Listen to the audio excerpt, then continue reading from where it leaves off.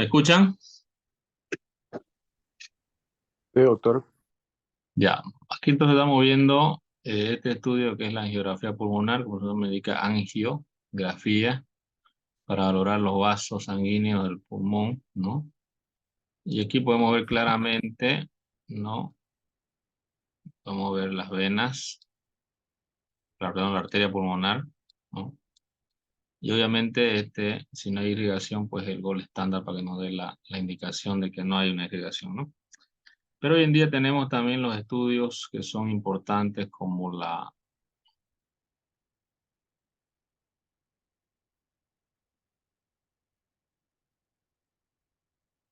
tomografía, ¿no? Que aquí podemos ver, ¿no? También el trombo lo podemos ver acá, en esta área, aquí también, ¿no? El trombo a nivel del pulmón. Una sensibilidad del 83%, una especial del 96%, ¿no? Y obviamente con la adhesión de la vena, 90% más o menos. Tomografía versus BQ no inferior al scan BQ para el diagnóstico de la embolia pulmonar. Pacientes fueron diagnosticados usando la tomografía con ventilación pulmonar. ¿Cuál es el tratamiento? Bueno, lo más importante, siempre vamos a hacer soporte, que soporte es darle la ventilación, pero no estamos tratando la causa que está ocasionando la obstrucción, ¿no es cierto? Entonces, soporte respiratorio, oxígeno suplementario, ventilación mecánica, ¿no? Ventilación a presión positiva, soporte hemodinámico con líquidos intravenosos, ¿no? Empezamos a usar vasopresores como la norepinefrina, la dopamina o la dobutamina, dependiendo si queremos mejorar la función de contractilidad cardíaca, ¿no? La dobutamina es uno de los mejores vasopresores para mejorar la contracción miocárdica. La anticoagulación previene la formación de nuevos coágulos, pero no promueve la lisis, ¿no? ¿Qué quiere decir eso? La destrucción del coágulo, ¿no? Entonces esto quiere decir que si yo tengo un coágulo acá, ¿no? Dentro del vaso, no va a haber la destrucción de este coágulo por la anticoagulación. Para eso nosotros necesitamos lisis, que lisis viene a ser la destrucción del coágulo, y para esto necesitamos a veces otro medicamento que se conocen como trombolíticos, ¿no? Del trombo y lítico de destrucción, ¿no? La mortalidad de los pacientes no tratados es más o menos de un 30% y excede el riesgo de hemorragias mayores en menor al 3%. Las heparinas de bajo peso molecular son las que se usan para anticoagulación, ¿no? Y también tenemos la heparina sin fraccionar y la fondoparinux. Las heparinas de bajo peso molecular versus las heparinas sin fraccionar tienen menor mortalidad, ¿no? Con las de bajo peso molecular. Menor trombosis recurrente con las de bajo peso molecular. Y reducción del tamaño con la de bajo peso molecular también. Tenemos la anticoagulación con las heparinas de bajo peso molecular, no han sido comparadas directamente con la fondaparinux, y la fondaparinux ha mostrado ser equivalente a una heparina sin fraccionar. La warfarina, ya que este es un medicamento que ya se da en la etapa posterior porque es un anticoagulante, pero se da eh, por vía oral, ¿no? Se puede iniciar el mismo día que la heparina y no debe iniciarse antes, ¿no? Y generalmente debemos tener un parámetro para medir lo que es el parámetro del tiempo protrombina, el INR, ¿no? Que tiene que estar entre 2 y 3. Cuando un paciente recibe warfarina, un dato importante para nosotros es tener en cuenta que tiene muchas interacciones medicamentosas con muchos medicamentos. Y estas interacciones pueden hacer que el anticoagulante aumente su acción. Entonces, siempre hay que tener en cuenta que un paciente, cuando nos da datos de que está consumiendo warfarina, debemos tener cuidado, por ejemplo, con antiinflamatorios, porque pueden aumentar su anticoagulación y pueden hacer elevar los niveles de INR a por encima de 3, y ahí podemos tener nosotros hematoma, equimosis en el ojo, o en otras partes del cuerpo pueden haber hemorragia, ¿no? Entonces es importante valorarlo con el INR, que tiene que ser de 2.0 a 3.0. Ahora, hablamos de la trombolisis. ¿Qué es la trombolisis? ¿No? Es cuando nosotros tenemos la destrucción. Trombo, ¿no? Viene de destruir el trombo, y lisis, destrucción del trombo, destrucción del coágulo que está dentro de un vaso, ¿no es cierto? Dijimos que la anticoagulación no produce lisis del trombo, pero sí la trombolisis. Entonces tenemos medicamentos trombolíticos que pueden mejorar la perfusión pulmonar en función del ventrículo derecho. No se ha demostrado reducción de la mortalidad con la trombólisis, en los casos de trombosis venosa profunda, ¿no? Diferente de repente de los pacientes que se usa para un ACV embólico, ¿no? Una embolia cerebral, que sí, ahí se ha visto que sí existe. Inclusive mejora cuando se usa el trombolítico antes de las 6 horas. La trombólisis aumenta el riesgo de hemorragia severa, ¿no? Esa es una contraindicación para usarlo. Debe ser usada solamente si la embolia pulmonar ha sido demostrada, ¿no?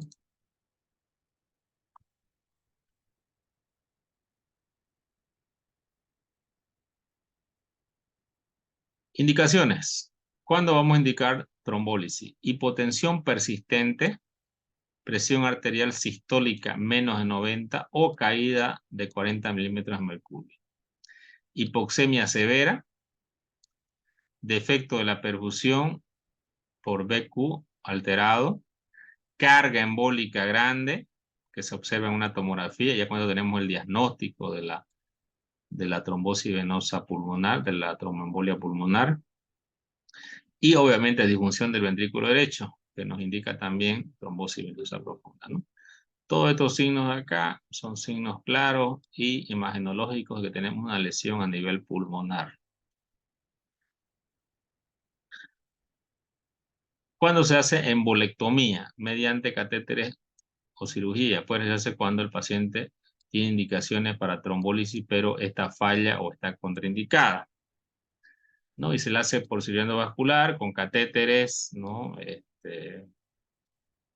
Reolítica o rotacional. Series pequeñas de casos y la técnica no ha sido comparada con otra. También tiene mucho riesgo de mortalidad también, debido a que no pueden retirar el coágulo, ¿no? Esta viene a ser el paraguas que se coloca en la vena cava inferior, ¿no? Esto se coloca por cirugía endovascular, por la vena femoral, ¿no? Y esto queda en la vena cava, ¿no? Entonces, si nosotros tenemos la vena cava, ¿no? En la parte superior, vena ilíaca, ¿no? El paraguas va a quedar en este sector, ¿no? Y lo que hace es un filtro que evita que los coágulos lleguen al pulmón. Filtro de cava inferior, ¿cuándo se indican? ¿No? Indicaciones. Contraindicación absoluta para la coagulación. Aquellos pacientes no se puedan coagular. Pacientes con enfermedad pulmonar recurrente a pesar de la anticoagulación. Complicaciones de la anticoagulación. Compromiso hemodinámico o respiratorio severo. Aquí tenemos un repaso. ¿Cómo vamos a encontrar el diagnóstico de trombosis venosa profunda?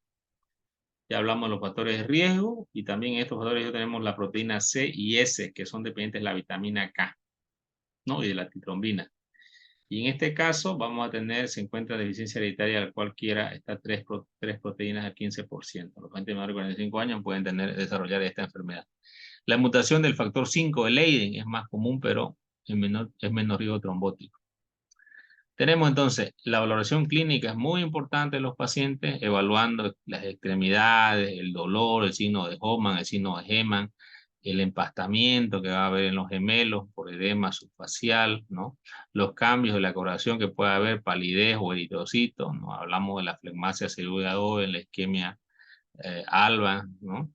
Entonces, esto generalmente va a ser la dilatación venosa, que ya la vimos, ¿no? Uno de los biomarcadores es el dímero D. Tenemos nosotros un producto de oración de la fibrina y aumento en los pacientes que van a hacer una trombosis aguda. Entonces, generalmente va a elevarse por encima de 500, ¿no?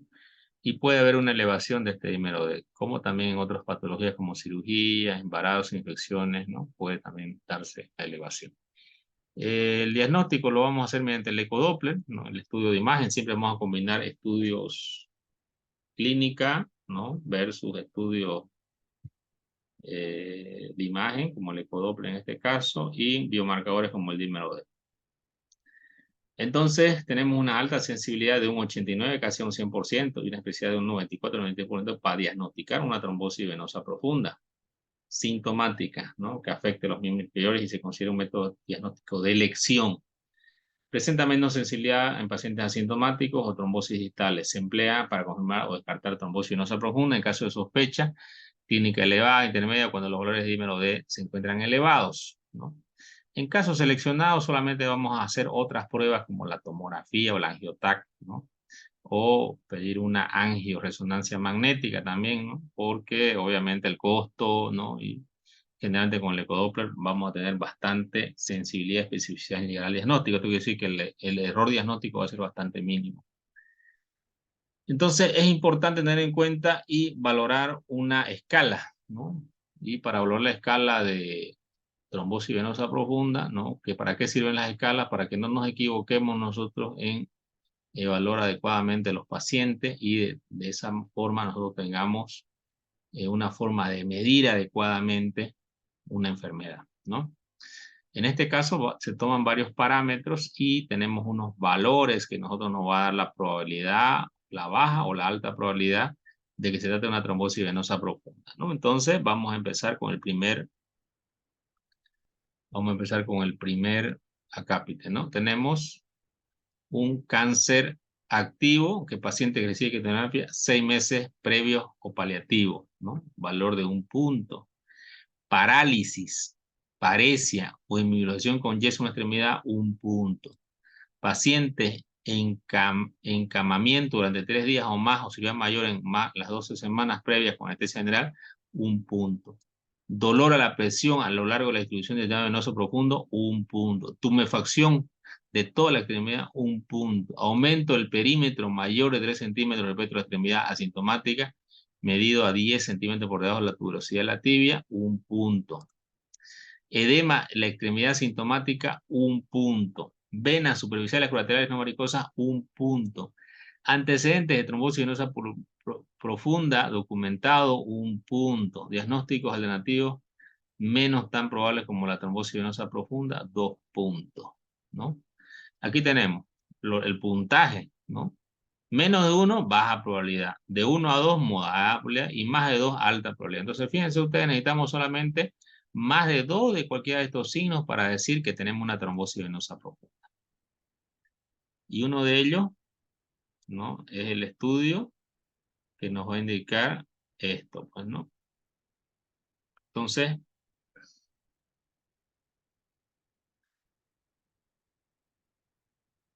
aquí tenemos una imagen ecográfica de trombosis venosa profunda. Fíjense ustedes, aquí se lo ve el trombo, ¿no? En la vena femoral común. Entonces, nosotros tenemos que para la trombólisis venosa, por catéter de última recomendación sugiere que los pacientes se pueden amenizarse con aquellos hilos sintomáticos menores de 14 días, ¿no? Que el paciente haya tenido, bajo riesgo de hemorragia, ¿no? Y obviamente para esto nosotros vamos a hacer las pruebas y tener en cuenta si el paciente tiene alguna de estas enfermedades que dijimos como el cáncer o el tromboembolismo, ¿no? El 60% de los pacientes con enfermedad tromboembólica venosa ocurre en los hospitales, fíjense ustedes, ¿no? Y las residencias de ancianos, ¿no? Sin embargo, la profilaxis coagulante se emplea solamente en 16 a 33% de los pacientes con este riesgo, ¿no? Porque no se la toma en cuenta. Hospitalizados para tratamiento médico, en comparación con un 90% de los pacientes quirúrgicos, ¿no? Ahí sí nosotros hacemos prevención, porque son pacientes que van a entrar a cirugía y obviamente bajo los índices de factores de riesgo, pues tenemos que iniciar la profilaxis. Profilaxis antes de que aparezca la lesión, para que evitemos tener una trombosis venosa pulmonar. Entonces debemos tratar primero la profilaxis de la trombosis venosa profunda, ¿no? Estamos hablando de la enfermedad tromboembolítica venosa. Entonces, también tenemos que tener en cuenta, cuando damos anticoagulación, el riesgo elevado de sangrado que puede existir y obviamente tratamos algo, pero podemos complicar otra área del paciente. Entonces, por tener en cuenta esto, ¿no? Y también tener en cuenta que podemos tener otros problemas y también tenemos otras alternativas como la compresión neumática intermitente o las medidas de compresión, que evidentemente también nos van a ayudar, ¿no? Aquí tenemos nosotros el uso de medidas de compresión, ¿no? Este es el sistema de compresión. Son una compresión neumática, ¿no? Aquí ustedes pueden ver. Entonces, ¿qué es lo que hace? Esto es mm, emite presión, ¿no? Y se infla esta, se desinfla esta, ¿no? Luego se infla de acá, se desinfla de acá, ¿no? Y así sucesivamente, ¿no? Y esto hace que la sangre vaya en ese sentido, ¿no? Entonces, se infla, el otro se desinfla, ¿no? Y así sucesivamente hace como una compresión, pues llama compresión intermitente de las extremidades inferiores. Esta compresión intermitente es la que no debe dejar de usarse en aquellas cirugías que son prolongadas y pacientes que tienen factores de riesgo, ¿no? Todas cirugías que sean mayores de 3 horas, 4 o 5 horas y pacientes mayores de edad, pacientes obesos, pacientes con edad avanzada, pacientes con riesgo de tromboembolismo pulmonar o trombosis venosa profunda que ya hayan sido sospechados o pacientes que han tenido antes tromboembolismo pulmonar, son pacientes de alto riesgo que pueden hacer esta enfermedad, ¿no? Y jamás de los jamás se debería operar una cirugía larga sin estas medidas de compresión intermitente que son muy importantes.